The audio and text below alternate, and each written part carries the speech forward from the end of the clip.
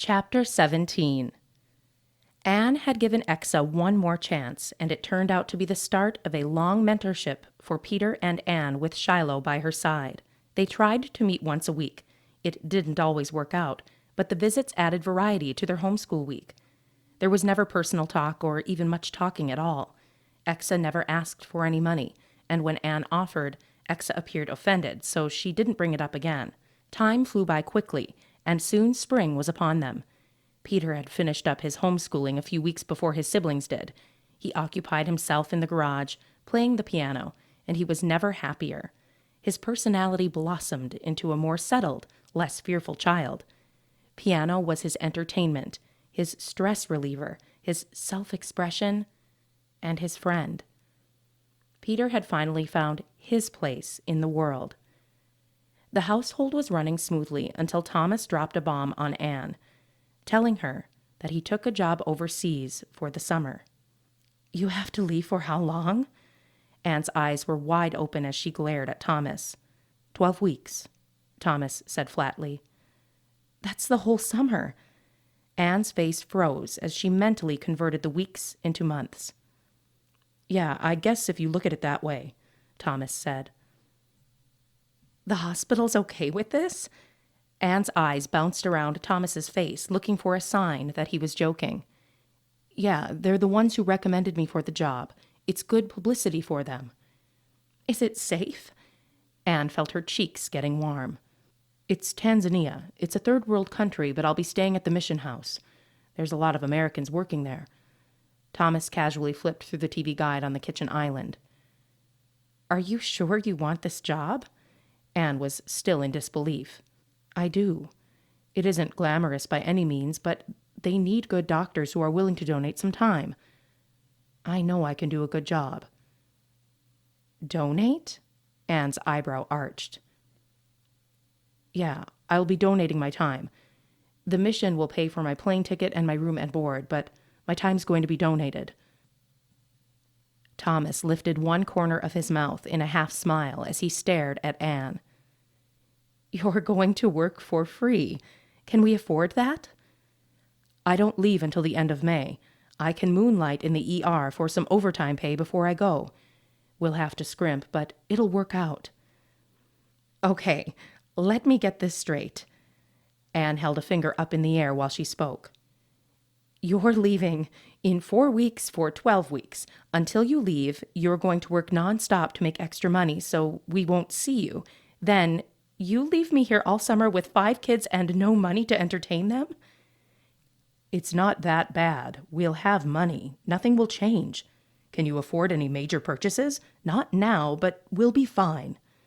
Annoyed, Thomas flipped the TV guide closed and tossed it onto a pile of mail at the end of the island. "Thomas, what about my sanity?" Anne crossed her arms in front of her. "Come on now. It's not like I'm going to be staying at the Ritz. I'm going to be in a third world country." Thomas mirrored Anne's stance by crossing his arms. "Yeah, but you chose this." "You chose it too. You knew when we got married that I wanted to be a doctor. You were well aware of the sacrifices that would come with it." Thomas waved his finger towards Anne as he spoke. "Yeah, in America. I didn't plan on you leaving for 12 weeks when I have a 5-month-old and 4 other kids. When you get back, Shiloh will be almost 9 months old. He won't even know you." "Oh, that's enough with the guilt trip, Anne. Most people would be proud of their husbands for going on a mission like this." Thomas paced to the other side of the room opposite Anne. Anne got quiet and paused before she spoke again. "I'm proud of you, but sometimes it feels like you make decisions on what's best for you, not what's best for our whole family. I just had a baby. We have 5 kids. I need help." Anne weakly whispered the last sentence. Thomas's brown eyes softened. "I know. Well, maybe we can hire a part-time mother's helper?" "With what money? I know what's in the bank account. It'll barely cover the house payment and my van payment for the next 3 months. How we're going to eat is beyond me." "I said I will work overtime to get some money in the account." "So this is your final decision then? I don't really get a say? You're telling me this is the way it's going to be, Anne asked coldly. Anne, I need to do this. Don't be mad at me. Okay then. Maybe I'll have to get a part-time job this summer so my kids can eat because my husband is off volunteering. I really think you are trying to kill me or at least drive me insane, she thought. Anne, it's not like that. Mom, Dad, what are you guys yelling about? Marie interrupted as she walked into the kitchen. You two sound like Tane and Paul. It's nothing, just grown-up stuff, Thomas said. It's nothing? Anne huffed. Leaving your kids for the whole summer is nothing? What, Dad? You're leaving? Marie asked. Anne, now is not the time to blurt this out, Thomas yelled. When is the time? Anne asked. Dad, is it true? Marie pressed.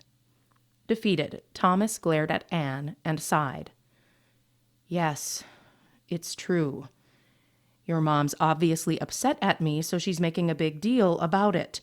I wanted to wait to tell you and your brothers all at once, but yes, I'm taking a job with a medical mission overseas for the summer. I'll be able to help a lot of people who wouldn't have access to a doctor without me there. I don't want you to leave, Marie cried. I told you, this isn't going to be easy, Anne huffed.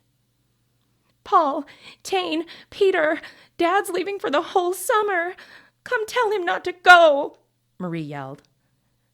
Marie, shh, let's not get everyone upset right this minute, Thomas said. Why not? Because it makes you uncomfortable and you would rather wait until it's just me here to deal with it? Anne asked. What has gotten into you, Anne? You're becoming so cynical. You never used to be like this. What has gotten into me? This has been the hardest year of my life, Thomas. I had school problems every day for half the year when I was pregnant and sick. Then I gave birth to a baby and had to start homeschooling Peter at the same time. I get maybe 4 hours of sleep a night, and that's not in a row. I don't know what I'm doing. I have 5 kids to raise all by myself because you're barely home, and now you're making your absence official by leaving for a solid 12 weeks. Don't I get a say? The rest of the kids had filed into the kitchen and heard every word of Anne's rant. The kids were all shouting questions for Thomas about his leaving them. The noise level was through the roof. Even Shiloh was protesting. Enough! Everybody shut your mouths! Thomas roared. See what happens to the kids when you get all upset, Anne. They're upset because you're leaving. Don't put this on me. Stop! Peter yelled with his hands over his ears. Stop it! You tell us to talk nice to each other in loving ways. Stop it! Peter's innocence made Anne feel like a fool. Now ashamed, but still overwhelmed at the thought of Thomas leaving for the whole summer, Anne shrugged her shoulders as she looked to Thomas, who broke the silence, trying to shed some light on the discussion. Kids, yes. I'll be gone all summer. I have to help people who need a doctor. You'll all be here together, and you'll have a fun summer, I promise. It'll fly by, and when I get back, we'll try to do something really special together.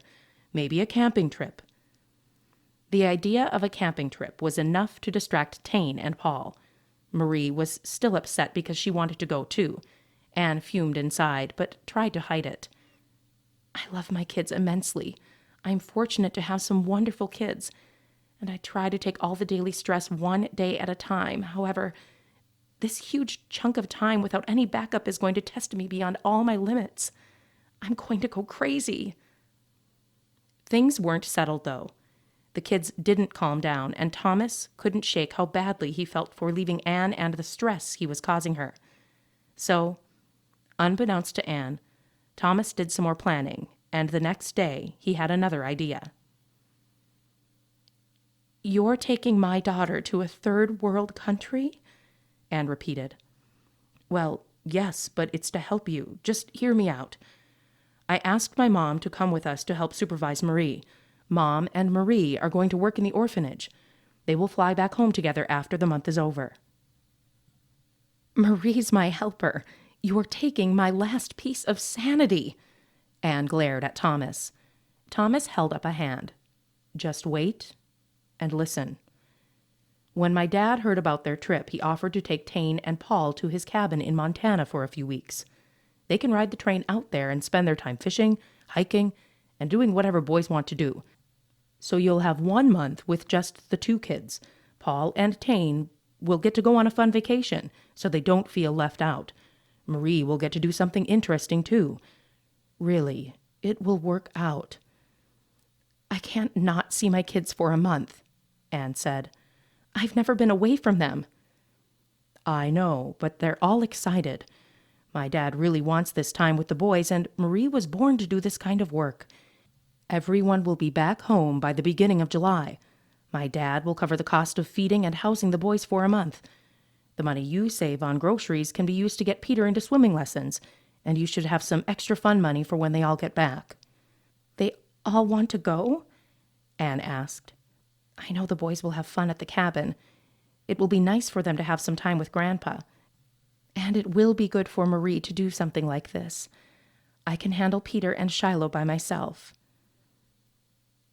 Yeah, Thomas nodded his head. I can't believe I'm going to say this, but all right, but only if they want to go. This is insane. It feels irresponsible to let my kids be gone, but yes, let the kids have a summer to remember. Anne was half heartbroken to be losing her kids for a month, but excited for them, too. Back at the hospital, Thomas came to relieve Anne from Peter's bedside. It was now day 3 of Peter's ordeal, and Anne had stayed up most of the night reliving Peter's childhood in her head. Exhausted, but surviving, Anne did want to spend time with the twins this morning while Peter's condition remained unchanged. She sped home in Thomas's truck. Back at home, even with the pitter-patter of 2 sets of kitty feet, the house felt empty. Anne wasn't planning on staying long, so she tried to make the most of her time. She offered to go outside to play frisbee. Both twins agreed, and even Shiloh, who had been babysitting them, offered to play, so the teams would be even. In the backyard, Anne tried not to look at the garage, but she failed. It was so much a part of her having to look back here constantly to see what Peter was up to, half expecting to hear the piano as they fanned out over the backyard to form teams. Anne couldn't shake the memories. She could practically hear the piano chords flowing through the door. She stood next to the door, forbidding herself to touch the doorknob. She touched the trim next to it, running her fingers along the wood, careful not to get a splinter. The wood was rough and worn through the white finish, as it was past the gently used stage and deserved a fresh coat of paint. Anne exhaled and closed her eyes. She could see Peter sitting at the piano with a huge, boyish grin on his face. "What are you working on out here?" Anne, who was standing in the opened garage door, asked Peter, who was only 5 at the time. "My song. I wrote it. Can I play it for you?" Peter looked back at her. "Sure, I would love that." "It's called The Goat Woman," Peter proudly stated. A lump popped in the back of Anne's throat. "The Goat Woman? That lady from your dreams?" "Yeah," Peter nodded excitedly. "I thought she was scary to you. Why would you write a song about her?" "She is scary, but Mom, she's not just in my dreams. I can't stop thinking about her. So when I started to write, this is what came out. It's how I feel when I think about her." Anne gave up months ago on the whole goat woman topic. She had nothing to say about it as long as Peter wasn't having a meltdown over it. She just went with the flow. "Let me hear it." She leaned against the doorframe, waiting to be entertained. Anne didn't know anything about music except the little bit she heard at X's house and the stuff she heard coming from her garage. However, she felt she knew enough to know when something was at least worthy of being heard. As she listened to Peter's first original concerto, her heart pounded. This is really creepy. It sounds like something from a Dracula movie. Anne chewed on her lip while she listened, vowing to be supportive. When Peter was done playing, Anne said, "That was great, honey. I love it." She clapped. Thanks. I'm going to play it for Exa. She said she's working on an album. I want her to help me get this on my own album. Your own album? That's a pretty big dream. You always tell me to dream big. Yeah, I do say that. If you are going to bother to do something, might as well do it big. Anne tried pushing aside Peter's preoccupation with the goat woman. Don't think about the goat woman thing. It's just a phase like the boogeyman, Anne told herself. A really long phase. It doesn't mean anything. At Peter's next session with Exa, he was ecstatic to play his concerto for Exa. He had to use the bathroom before he could get started. Exa, I just started playing and it came to me. I couldn't stop until I had all the chords out of my head, Peter explained as he positioned himself at her piano. Wow, I don't think I wrote my first concerto until I was in my 20s. You're ahead of the curve. Exa winked at Anne as they all waited patiently for him to play. Peter giggled. Yes, so I know this goat woman, and she's really scary. One time I saw her and she was all bloody. She saw me and she was chasing me, but I got away. I wrote this about her, Peter said matter-of-factly. Exa laughed because she thought he was joking about his narrative. But then she saw Peter's face and stopped laughing because he looked completely serious. Oh, that does sound scary.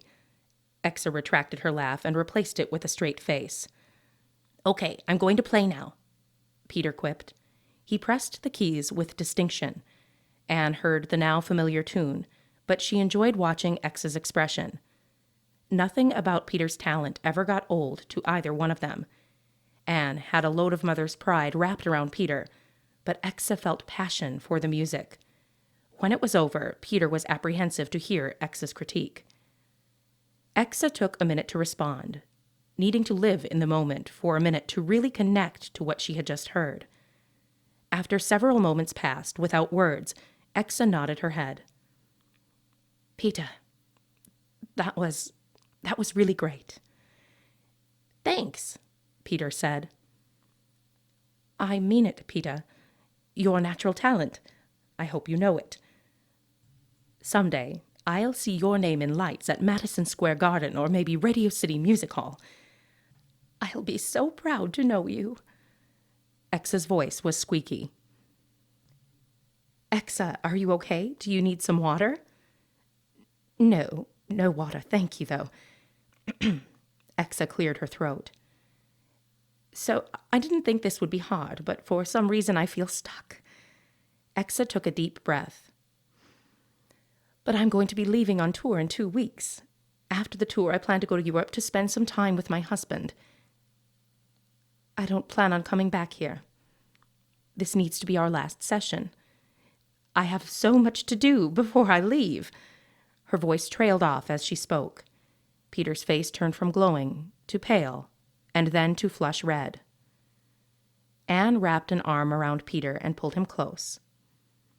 Well, that's not what we wanted to hear, but we know you have your career. Honestly, we never expected you to help us as much as you have. You mean the world to us both. Thank you so much for what you have done. Yeah, don't mention it. Exa awkwardly smiled, avoiding eye contact. You know, I thought I could teach Peter something, but it turns out I learned more from my lessons with Peter than he could ever learn from me. I appreciated this time together, too. Exa, never an outwardly affectionate person, reached one arm over to give Peter a side hug. I know, Peter. You will have music in your life forever. Some people are just born to do something. You were born to be a piano master. When I was first asked to meet you, I thought I was doing you a favor, and you were lucky to meet a famous piano player. Now, I know I'm the lucky one. Her words lingered sweetly with the sobering mood of the room. Why is everyone leaving? Peter asked as he turned to his mom. I guess it's just life. People have to live their lives. Anne tried to answer as honestly as she could. She got up and walked Peter to the door and knelt in front of Peter to help him get his shoes on. Someone else is leaving, Exa asked. Temporarily. My husband's leaving for the summer. He took a temporary position in an underserved area in Tanzania. He's taking our daughter, and my 2 boys are going to spend time with their grandpa, Anne said as she dug into her purse for her keys and picked up Shiloh's car seat. Wow, that sounds exciting for them. I bet you won't know what to do with yourself having 3 less kids. It will be an interesting summer. We will miss you. Anne looked up to meet Exa's gaze as she placed her free hand on Peter's shoulder, directing him toward the door. I'll miss you too, Exa said softly as she clung to the open door. Well, if you are ever in the area, come back to visit us. I will. Well, I guess this is goodbye. Yes, goodbye, friends. Peter was silent. The trio headed home to start their quiet summer. Anne was looking forward to a slower pace until she received a phone call. Hello? Anne, it's Exa. Hi, how are you? I'm well. I'm getting ready to leave on my tour. You're going to think I'm crazy, but I can't shake this feeling I have. I have to ask you something. What? Is there any way Peter can come with me?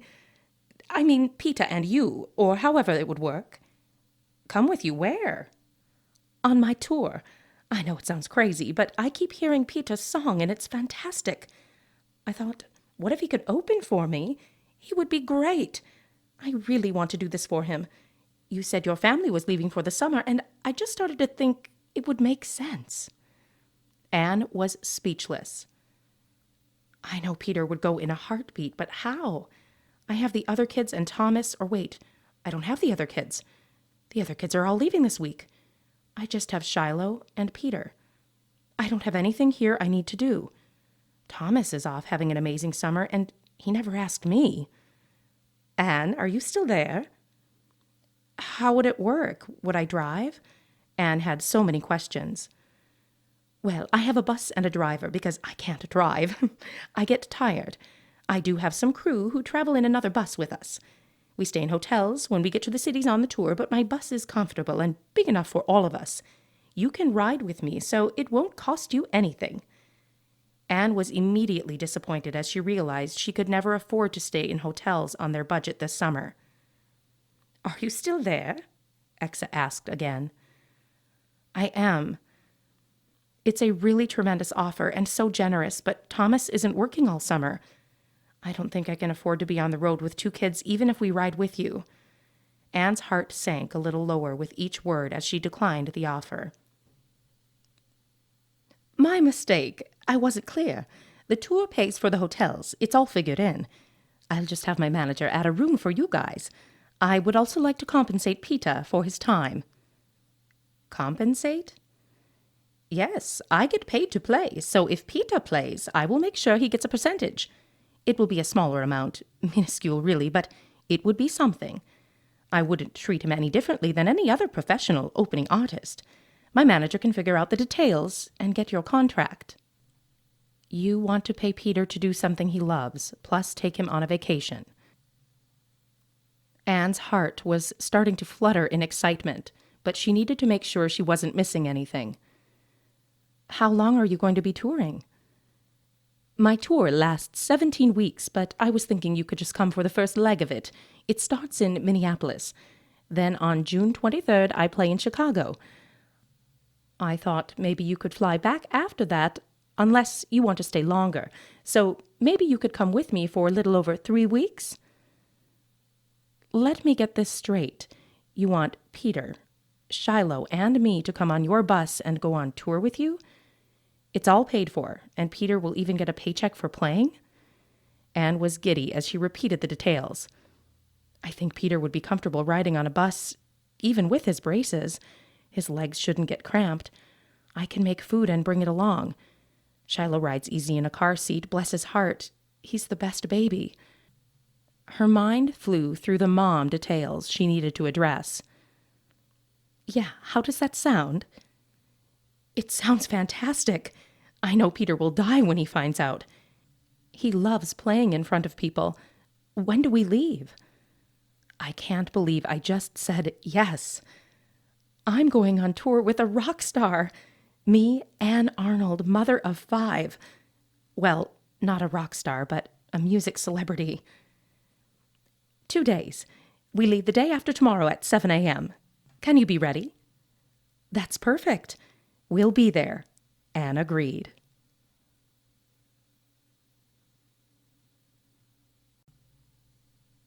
Chapter 18. Anne pushed her daydream out of her head as she rushed back to the hospital to return to Peter. Her phone rang as she parked the van. The caller ID told her it was Sammy, Peter's manager. She was immediately embarrassed that she had never thought to give him an update on Peter's health. Anne said, "Hello." "Anne, it's Sammy." "Hi, how are you?" "I'm fine. How's Peter?" "I feel bad I didn't call you. It's been crazy. But yeah, I think he should wake up later today. At least, that's what his doctor said." Anne rambled as she searched the floorboards under the passenger seat for her purse. "That's good news. Please let me know if I can do anything," Sammy offered. "I don't want to be in the way, but I can help with anything you need." "That's sweet of you to offer. I'll let you know, but right now, we're just waiting." "I hope you don't think it's rude for me to give you an update on Peter's tour right now, but just so you know, things are taken care of. I did go ahead and cancel the rest of the tour, officially. I had all the tickets refunded." Anne let out an involuntary sigh. It seemed so final. It took Peter 9 months to get ready for this tour, and all of that effort meant nothing right now. Sammy added, "I would like to reschedule the tour later, if Peter wishes, but I wanted all of his business affairs to be wrapped up at this point." "Of course. It makes sense. Thank you for handling that." "It's no problem. But I suppose I'll let you get back to Peter. Please be in touch." "I will. Thanks, Sammy. Goodbye." Anne ended the call. She yanked hard on her purse as she tried to retrieve it from where it had rolled under the passenger seat, but it was stuck on something. She pulled harder, and the strap gave way. It was free now, but the strap was broken, hanging loose on one end. In a moment of overwhelm, she screamed as hard as she could. It wasn't so much the strap, but more the thought of Peter's hard work going to waste. Peter put everything into his work, and it was all gone. This was the first year in 12 years Anne and Peter would not be hitting the road to tour. The tour cancellation solidified Peter's condition to Anne, who was trying to live in denial. Things really had changed drastically. What I wouldn't give to go back and do it all again. Those early days on tour were magical. Anne remembered standing in front of X's house with a suitcase in one hand and Shiloh on her opposite hip. Peter's mouth dropped when he saw the big, white tour bus. "We're riding in that?" He pointed his finger at it. "I think so," Anne said as her nervous tummy churned. She had anxiety to be away from her kids. She was uneasy for the overseas flight Marie and Thomas were currently on, and she was nervous over this tour. "Over here!" Exa leaned out on one leg from the bus door. "Set your bags on the sidewalk and my driver Rick will put them below." Exa smiled, a rare facial expression for her. "I can't believe we're doing this," Anne said as she carried Shiloh onto the bus. Peter led the way. "This is amazing! It has a TV and a kitchen. Mom, look, it has a bathroom!" Peter walked all over the bus. "Where do I get to sit?" "You can sit wherever you like. I have blankets and pillows in this cabinet. The fridge is stocked with drinks and snacks. Help yourself. It's pretty comfortable riding."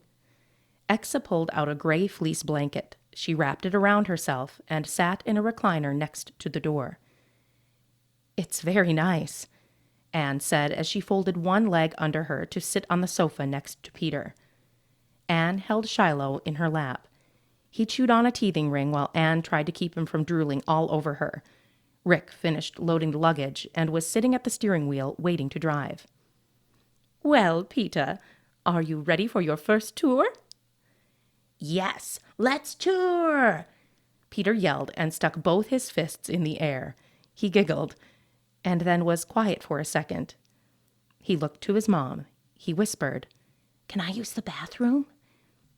"Yes, honey, you can use it. Exa said make yourself at home." "Good. I'm really glad we have our own bathroom." "Me too." Exa smirked and then hunched over a book, looking like she wanted to be quiet. They settled into a groove quickly and traveled well together. Peter constantly gazed out the window, and Anne tried to keep Shiloh from chewing on everything. A few hours later, Peter did a walkthrough at the auditorium. "Mom, look at the size of this room!" Anne's stomach dropped. "It's huge. Exa said this show's sold out too. All these seats are going to be filled in a few hours. Are you ready?" "Yeah, I know I can do it." Peter's eyes continued to survey the room. "You're my hero then, because this is a pretty big deal." "Hey, Mom, I was thinking—" "What, baby?" Anne asked as she adjusted Shiloh in his baby sling on her chest. He had started to fuss because he was trying to get down. "I need a stage name." "What?" "You know how Exa made up her name so people don't know her real name?" "Yeah, a stage name is actually a good idea. Do you know what you want to be called?" "I was thinking about it in the bus. It should sound special. I think I would get confused if I had a different first name. Like, if I said my name was Frank and people called me Frank, I would forget to answer them." Anne nodded. "That would be tough. You could probably keep the same first name. Peter's a great name." Peter nodded his head. "I'm keeping my first name. My stage name's going to be Peter Ruby." Anne furrowed her eyebrows. "How did you come up with that?" "Do you remember when you told me that I was the ruby in the water of rocks?"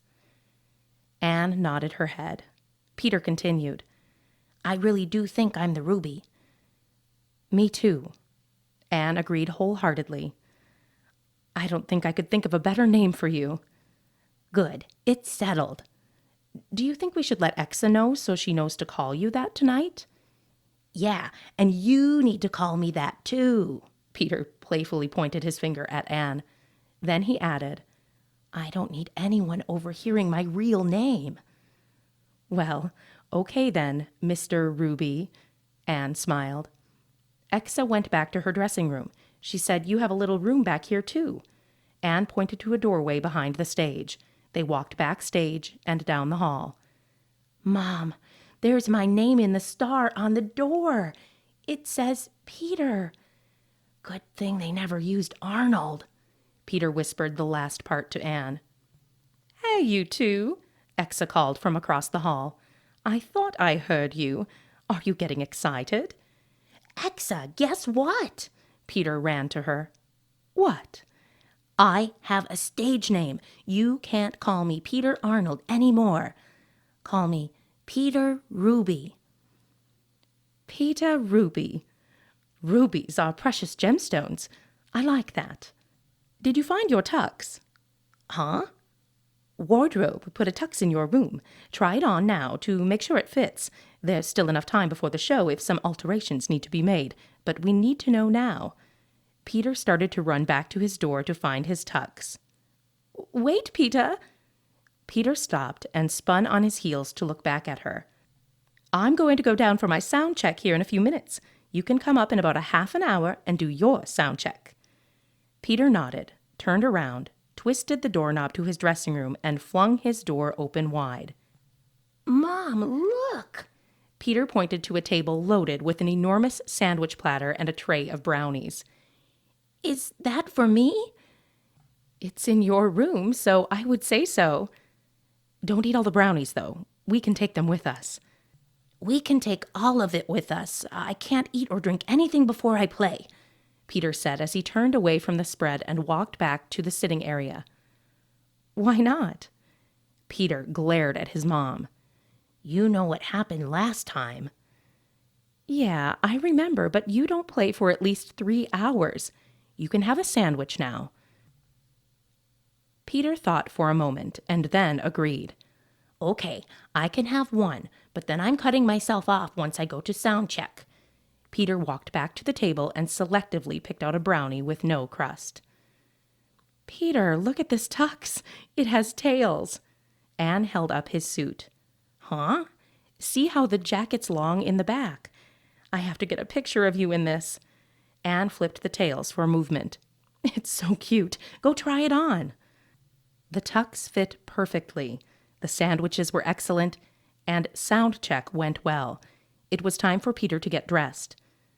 Let me put some gel in your hair and comb it back off your face, Anne said as she pulled hair product from her bag. Huh? Yeah, it'll make you look professional. She squeezed a glob into her palm and then applied it to his hair, pulling it through the ends of his hair with her fingers. It feels sort of crunchy. Peter patted the top of his head. Yeah, it does. It gives you a new look for Mr. Ruby. They were interrupted by a knocking on Peter's dressing room. Hey, I'm Carrie, Exa's manager. We spoke on the phone. She held out her hand. Yes, good to put a face to your name. Anne took her hand and shook it. This is Mr. Ruby. Nice to meet you, Mr. Ruby. She smiled at Peter.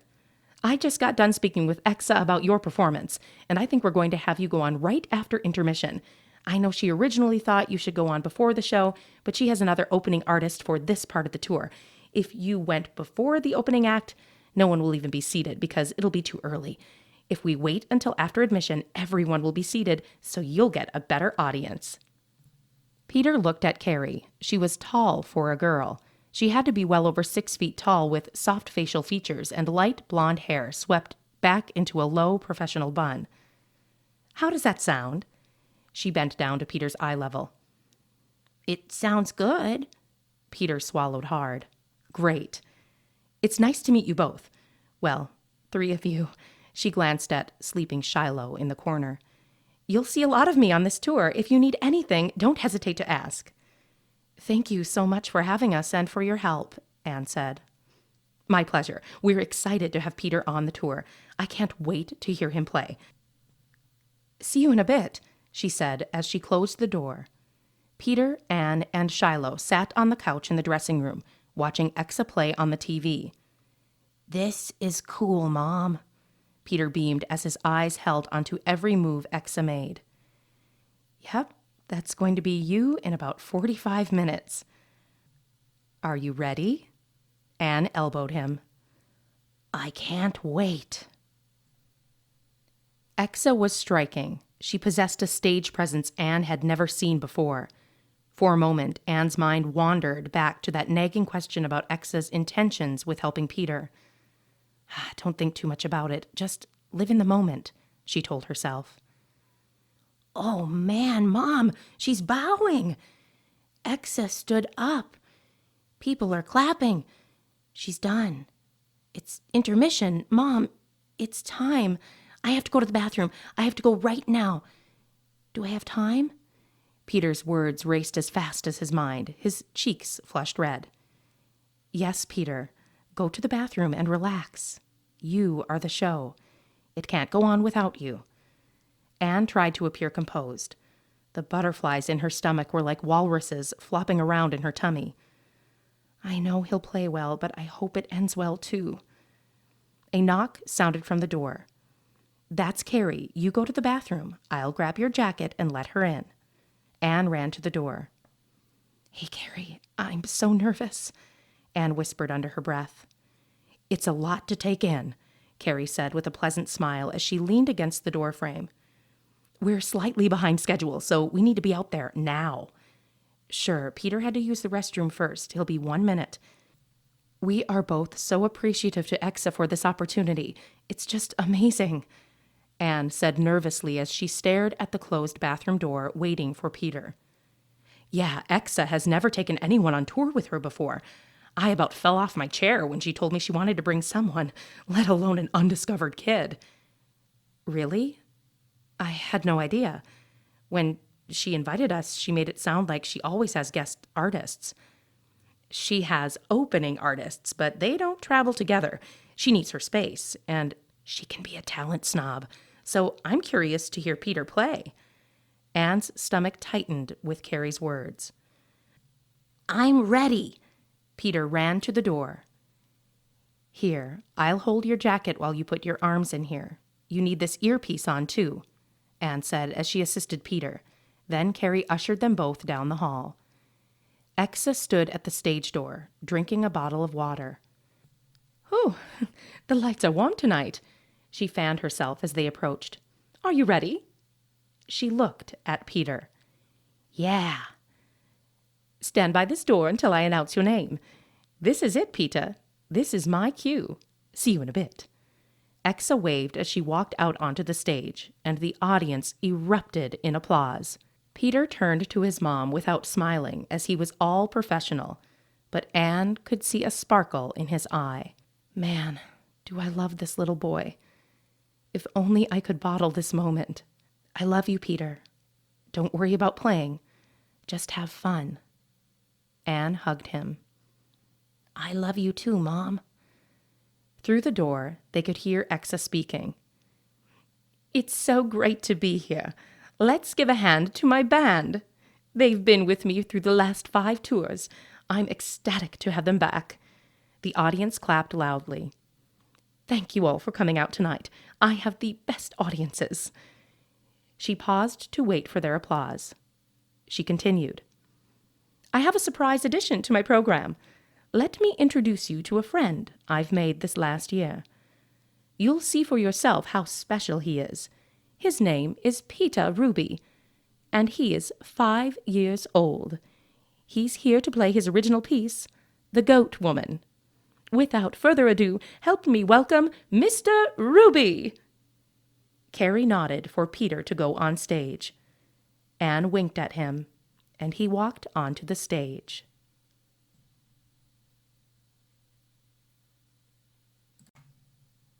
Chapter 19. Peter. Anne didn't waste time waiting for the slow hospital elevators. She darted up the stairs 2 at a time and arrived in Peter's room out of breath. She glanced at Thomas, who was reading a medical journal in the chair at Peter's bedside. How is he? Anne asked as she walked to the wooden rocking chair in the corner of the room. Good. They adjusted his medicine again. He should wake up soon. How are you? Thomas asked as he crossed his leg toward Anne. I just want to talk to Peter. Anne sat down and set her purse under the chair. What about? Thomas stretched his arms behind his head as if he was moving for the first time in a while. Anything, really.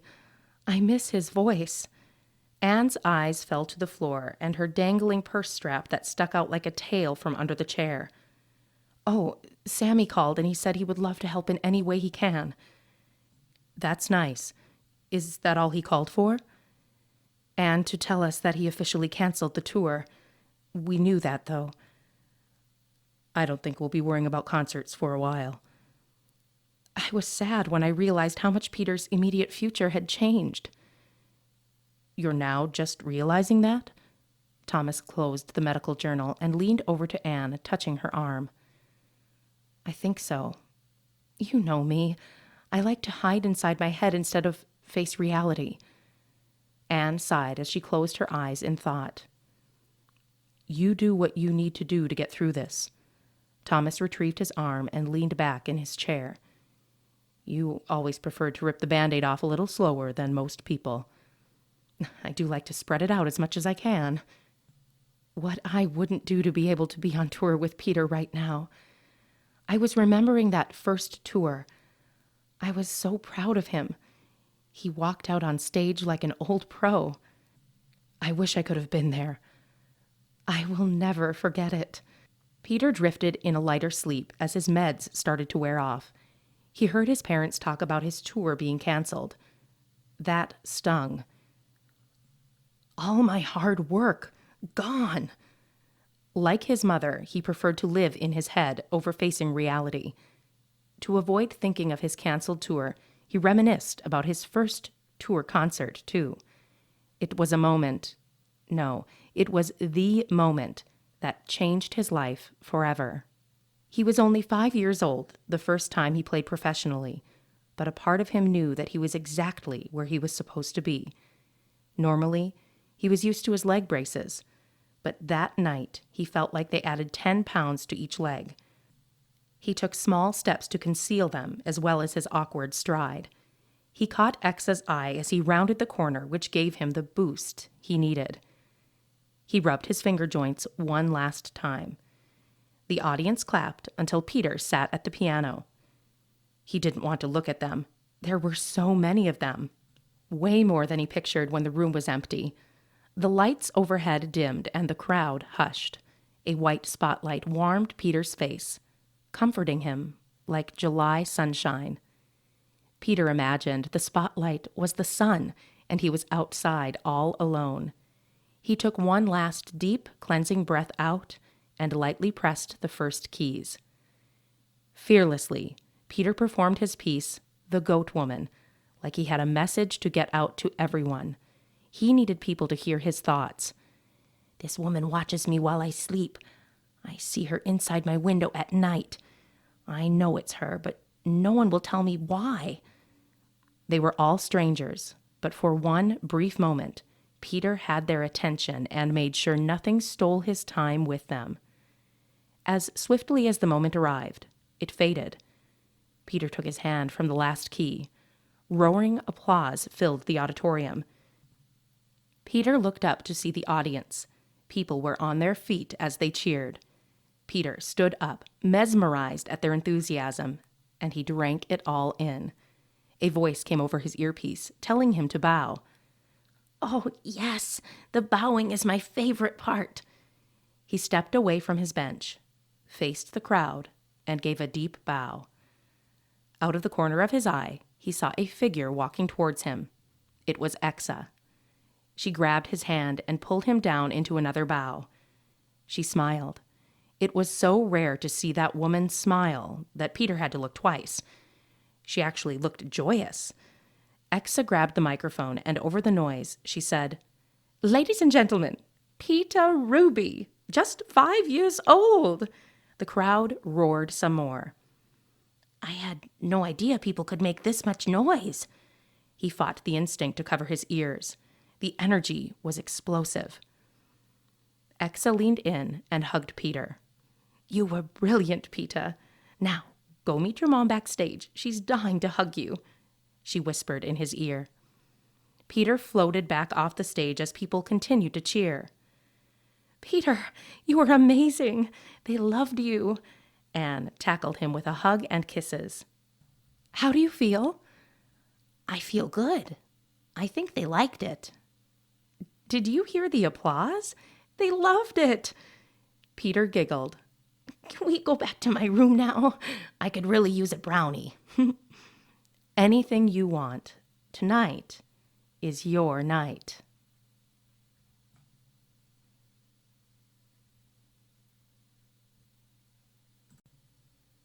Chapter 20. Anne. The morning after 5-year-old Peter's first concert, the group was back on the bus, heading for their next town and another concert.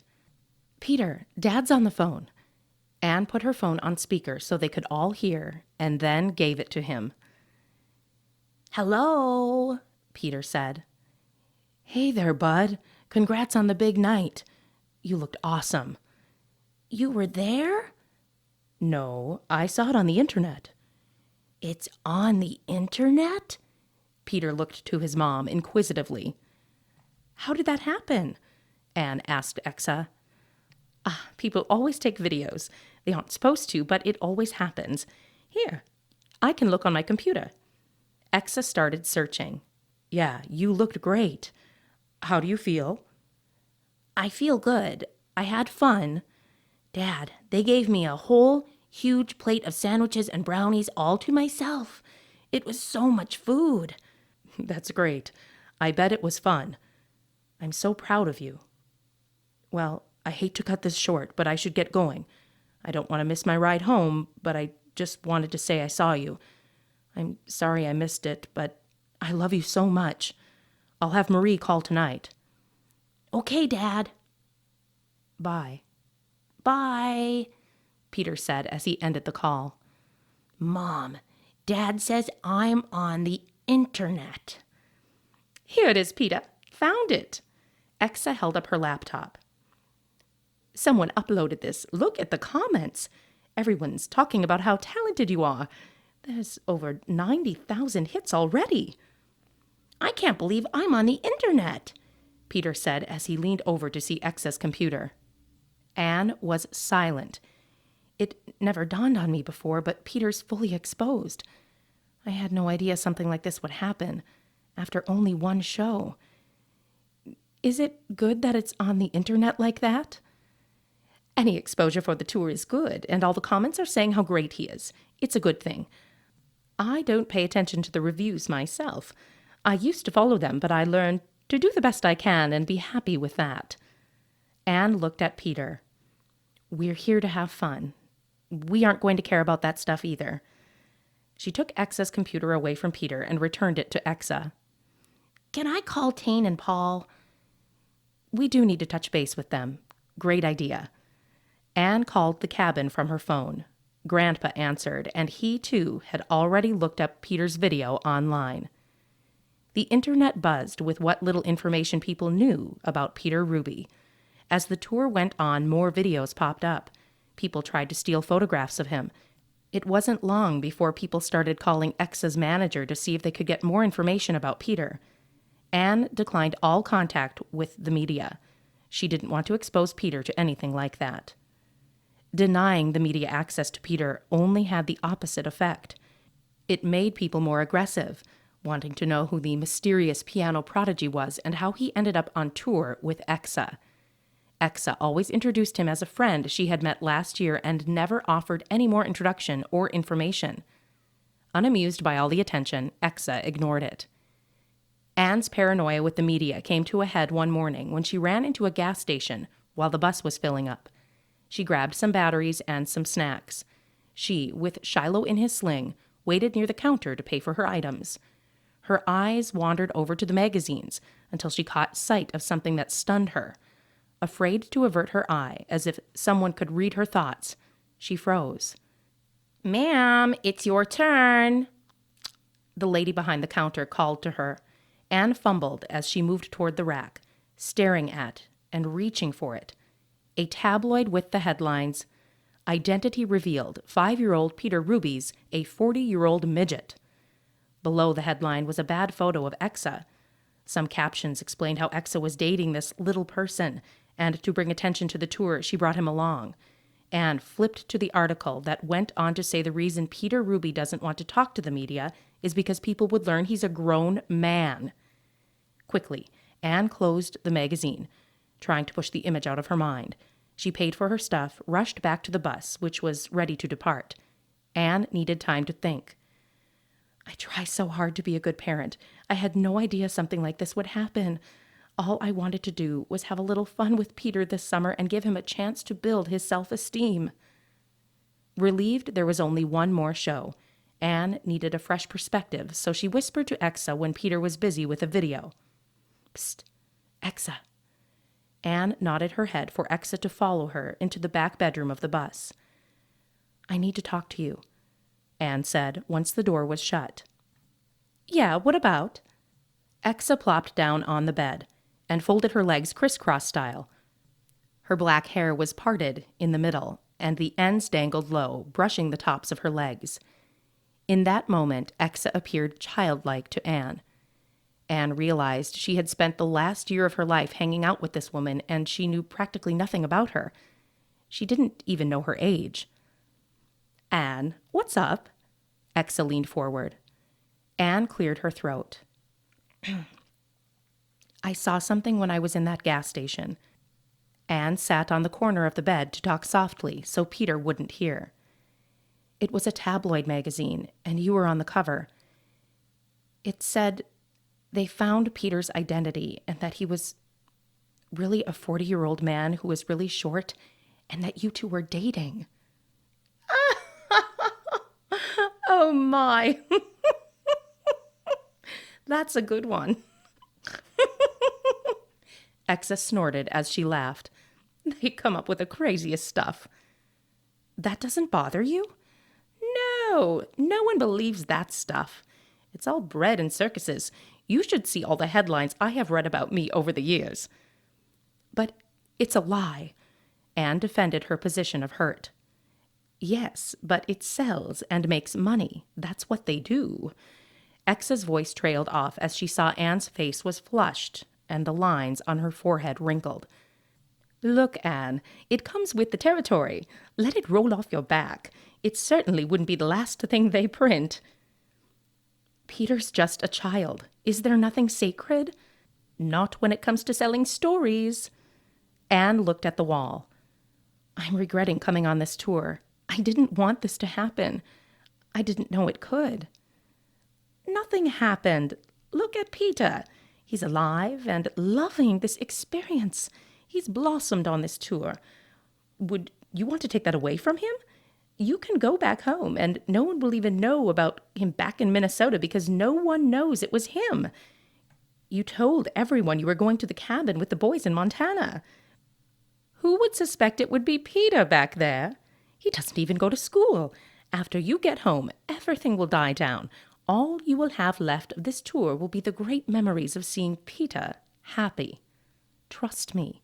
The tabloids will move on and find someone else to pick on. Exa was very convincing. No one would know who Peter was, and he was having fun. Still, Anne was even more relieved there was only one last show before they would part ways. They arrived in Chicago later that day. Both Peter and Anne were glued to the window. Buildings blanketed the skyline as far as they could see. Chicago was going to be the last stop for Peter and Anne, but it was also special because Grandpa was planning to surprise Peter by bringing Paul and Tane up to see the show. This show was a big deal for Exa, too. Chicago's a big blues city. The music scene's an extremely important part of the culture, and I really need good reviews here to help with record sales. You look worried, Anne said. I just hate Chicago. Why? You said they love music here. They do. I have a history with this city. When I first started in the biz, I really lost part of my soul here. Exa looked blankly out the window. Not wanting to pry, Anne changed the subject. She stretched her hands above her head and yawned. Oh, I'm glad we have the night off. I can't wait to try some pizza. I think we're going to relax at the hotel tonight. I saw online that they have a great pool. I was thinking maybe tomorrow we could get up early to hit the zoo before sound check. Do you think we would have time for the zoo tomorrow? Exa never answered Anne as she continued to stare out the window. Anne retracted her attention and focused on Shiloh, who was trying to chew on her necklace. Something's bothering Exa, but it's not my place to press the issue. I'm glad this is the last show. Grateful as ever for the pleasant moments, Anne was getting uncomfortable with some of the caveats, and she could tell Exa needed her own space back. Looking up with focus, Exa stood and walked back toward her private room. I'm going to call Ambrose, she said. Who? Just as Anne looked up, Shiloh threw up on her sleeve. Ambrose, my husband. Exa closed the door, cutting off the conversation. Anne dabbed at the spot of vomit on her sleeve with a wipe, but it wasn't coming clean. When she looked up to ask Exa another question, she saw the closed door. Here, Peter, hold your brother. I need to change my shirt. Peter took Shiloh. Anne changed her shirt and then ran her dirty sleeve under water at the kitchen sink. I think this is only the second time Exa has mentioned her husband, and I have known her for months. Anne realized how mysterious Exa was, as she didn't share many layers of her personal life with anyone. She could understand the need for privacy after the morning she had with the tabloids. Exa's secrecy started to make sense to Anne, and she not only understood it, but appreciated it. Maybe secrecy was the key to being in the business as long as Exa had been, because you never know who you can trust.